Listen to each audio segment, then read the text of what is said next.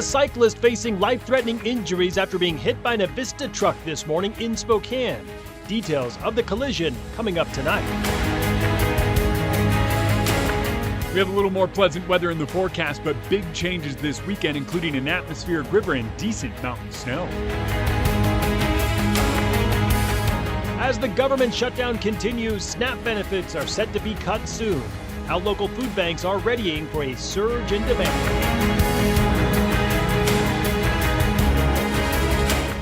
Good evening and thank you for joining us for KREM 2 News at 5 tonight. I'm Mark Hanrahan. Well, this was the scene near East Indiana and North Columbus in Spokane this morning. Police say an Avista fleet vehicle hit a person on a Lime bicycle, pinning the man underneath the vehicle.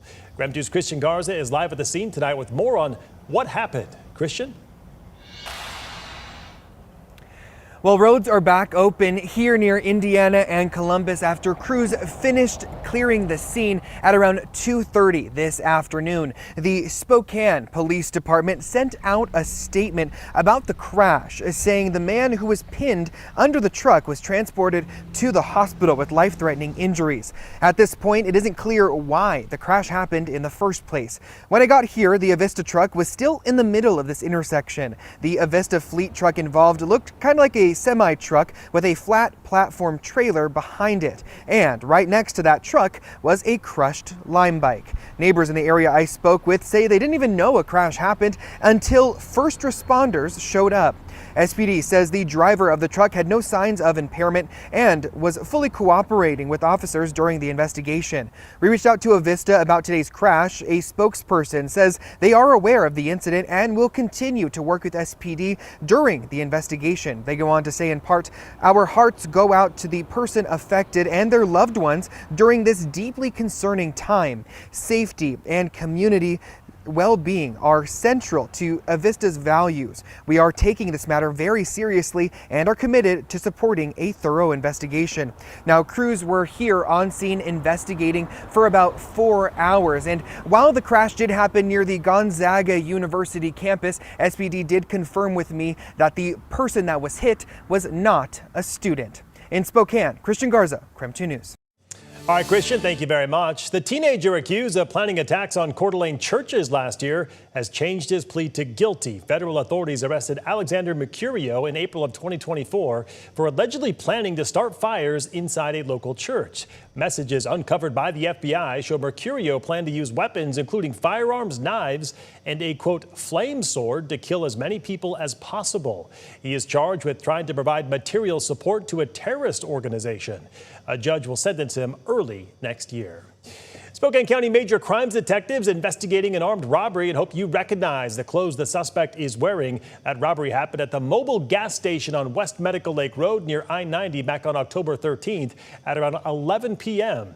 The victim said the white male suspect threatened him with the knife as he took cash from the register. A suspect left the area in a dark-colored four-door sedan. Deputies hope someone will recognize the distinctive clothing, so if you can help deputies, call Detective Ennis. That number is right there at the bottom of your screen. Brian Kohberger, the man serving 4 life sentences for killing 4 University of Idaho students, is pushing back against the state of Idaho's request for more restitution payments. As part of his plea agreement in July, Kohberger agreed to cover funeral costs and reimburse the Crime Victim Compensation Fund. Those payments come to just under $29,000. Last month, the state filed a motion for additional restitution for things like travel and hotel expenses for 2 of the victims' families. That's more than $27,000 combined. However, the defense says GoFundMe donations covered most of those expenses already. The defense also says Kohberger cannot afford more payments, and they say Idaho law prohibits him from making money off the criminal case while serving his sentences. There is a hearing on the issue set for November 5th. All right, let's talk weather on this Wednesday with Chief Meteorologist Jeremy Legout joining us once again in the Outdoor Weather Center. Jeremy, another nice fall day. Changes, though, are arriving eventually. Yes, you can already see them off on the horizon. Kinda. A little bit. But check it out. It's a beautiful fall evening here in the inland Northwest, and temperatures sit pretty close to 60. We got close to it the cloud cover that moved in kept us from getting comfortably into the 60s. So we just wound up kind of in the mid to upper 50s today. Still a beautiful day and still above average for this time of year everywhere. It is that time of the season. We definitely are starting to cool down and starting to notice it on a more regular basis. A little bit of moisture moves out of the Cascades and out of the mountains of northeast Washington in the next little bit.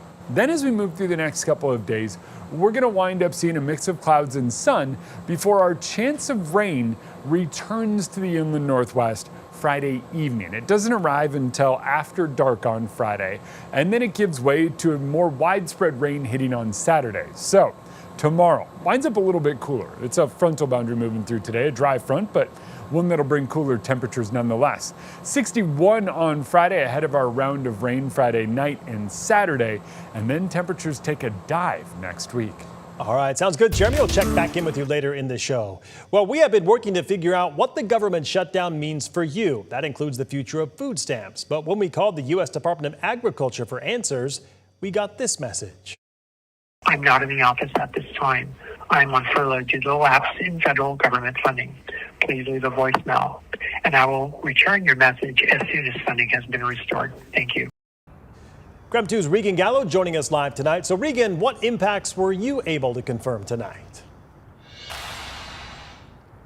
Well, Mark, Washington State Department of Social and Health Services says if the government shutdown continues past October 31st, they won't be able to distribute food benefits like SNAP. That has local food pantries like this one right behind me concerned and worried about a surge in demand, especially with the need already so high. Now, partners in the Northwest tell me they serve up to 16,000 people per month, providing food for those in need. They say they are concerned with how they are expected to keep up with demand if more people walk through their doors, if those people don't get their SNAP benefits for November. CEO of Partners in the Northwest, Cal Koblenz, says they are primarily funded by in-kind donations. Now, they say they face using the small funding they have to ensure people are not turned away. We've already increased 500% since COVID in customers, and so we are at capacity. I mean, the food that comes in flies out. We're stretched pretty thin without any kind of, temporary crisis. The Washington State DSHS office tells me about 930,000 people receive food benefits. Specifically in Spokane County, DSHS says 108,000 people receive food benefits. The office added when Congress and President Donald Trump can come to an agreement, benefits will resume. Now, food pantries like Partners in the Northwest, which see a steady flow of people daily in and out, say they're asking for extra donations, especially non-perishable food items. They say those are the hardest to receive right now. As they prepare for the expected surge in demand, they're asking for those extra donations. Our reporting here in Spokane Valley, Regan Gallo, KREM 2 News. All right, Regan, thank you very much. Coming up on KREM 2 News at 5 tonight, Idaho Governor Brad Little reacting to the FBI and ICE raid at a horse racing facility in southern Idaho. And as the Trump administration continues to deploy National Guard troops to U.S. cities, anti-ICE protests surge and a judge's decision challenges the deployments. Also, a programming note tonight, Up with KREM will now be 7 days a week. Starting this weekend, newscasts will air from 6 a.m. to 10 a.m. on Saturdays and Sundays. It'll stream exclusively on KREM 2 Plus. Just download for free and watch on your TV.